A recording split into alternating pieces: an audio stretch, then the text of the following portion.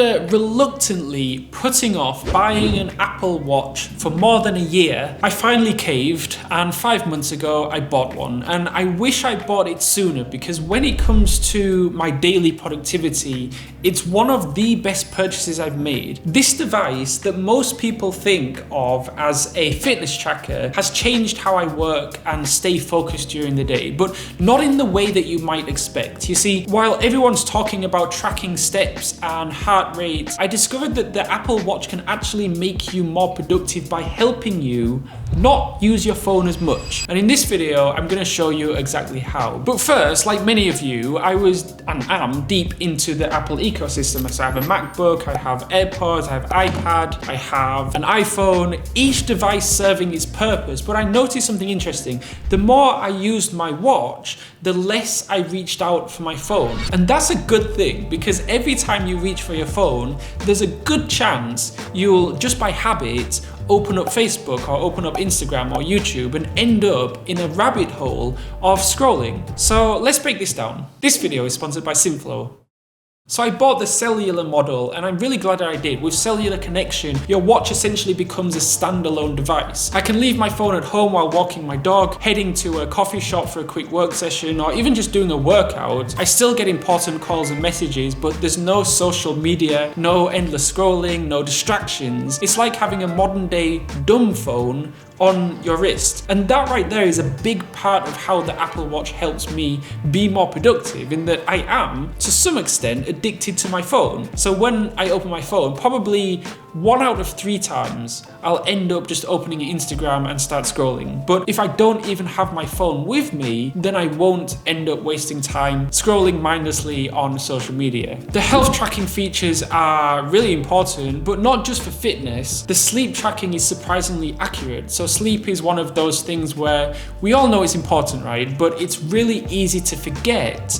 And before we know it, we're only getting 4, maybe 5 hours sleep a night. So my Apple Watch helps me monitor my sleep, how many hours I'm sleeping a night, and the quality of that sleep. And of course, better sleep means better focus and productivity. I've averaged 7 hours and 25 minutes of sleep over the last 7 days, which is not bad. And in November, I averaged 7 hours, 8 minutes, and December, a slight drop at 6 hours and 47 minutes. And it's good to know these numbers, because as the saying goes, you can't manage something if you don't measure it. I'll also mention, I don't really like wearing extra things. I just don't like wearing accessories like rings or watches, because I don't find them comfortable. But that's why I bought Apple's Braided Solo Loop, which is this stretchy thing here, which was on the pricier side. It was $99, but it's so comfortable. I wear my watch pretty much 24/7, and I hardly ever notice that it's there, partly because of the Solo Loop. So worth it in my opinion. In terms of apps, there are 5 main productivity apps that I use on an almost daily basis. Things Free syncs perfectly with my MacBook, letting me check off tasks and add new ones right from my wrist. And the real power comes from how I use it during meetings, so I can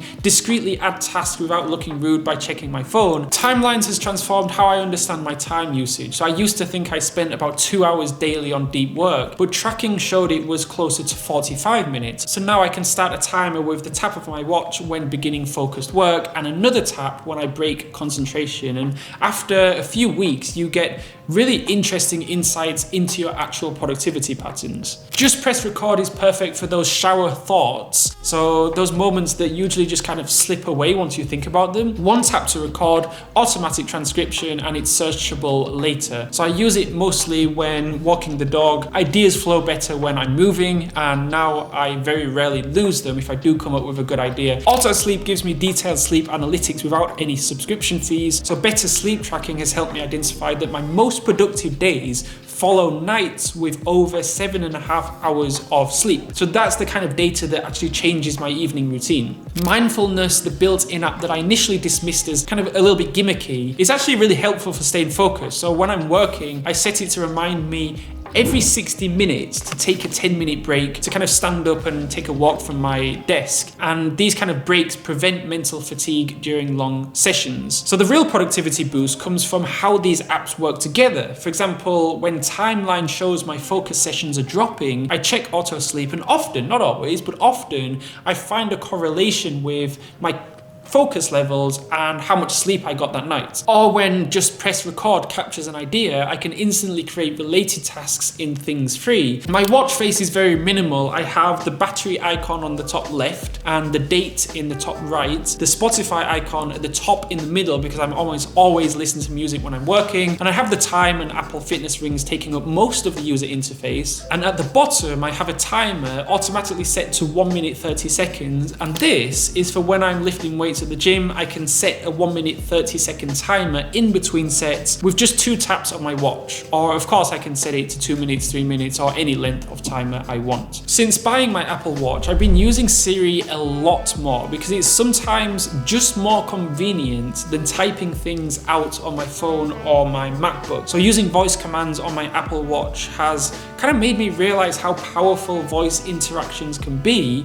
when done right. And that's what brought my attention to Synthflow. So they're taking voice AI to the next level for businesses. Synthflow is basically a tool that allows you to have AI voice agents answering calls for you when people are phoning your business, and they can also make calls on your behalf as well. Synthflow's AI can manage everything from scheduling appointments to qualifying leads, all while sounding on the phone very natural and understanding the context. But what sets Synthflow apart is the ability to handle complex interactions. So for real estate agents, for example, it can qualify leads and schedule viewings. For healthcare providers, it manages appointment bookings. For retail businesses, it handles customer support queries around the clock. Synthflow takes security very seriously and implements strict controls to safeguard customer data. So they also support multiple languages and accents, making it practical for businesses with a diverse customer base. And just like if you had an actual human team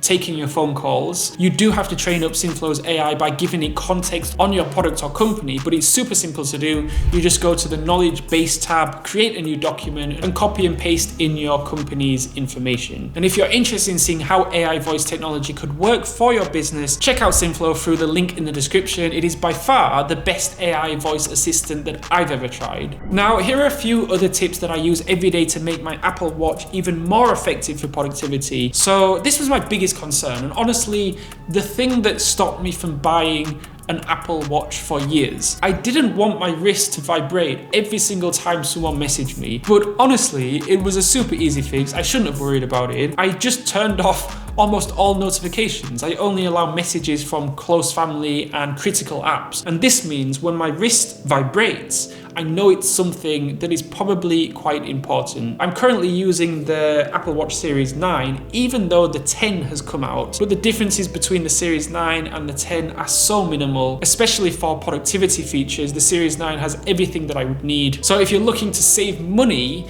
the Series 9, in my opinion, is a solid choice. I've been taking my fitness a lot more seriously because I've got an Apple Watch and because I'm seeing my health metrics on an almost everyday basis. I even signed up for a full marathon and an Ironman 70.3 triathlon, and the Apple Watch helped so much with tracking my fitness and keeping me accountable. It's also why I created the Fit in 30 challenge. You see, I've done dozens of 30-day fitness challenges, many of which I've shared on this channel. And as a result, I created the Fit in 30, which is a comprehensive system to help you transform your fitness in just 30 days. So you get access to a framework video course, an 11-page handbook, tracking tools, community support, dedicated accountability coach, starting with a personal onboarding call, weekly group calls with me and the community. So if you're ready to prioritize your health for the next 30 days, check out the link in the description below. So here's what's interesting. The more that I use my Apple Watch in the right way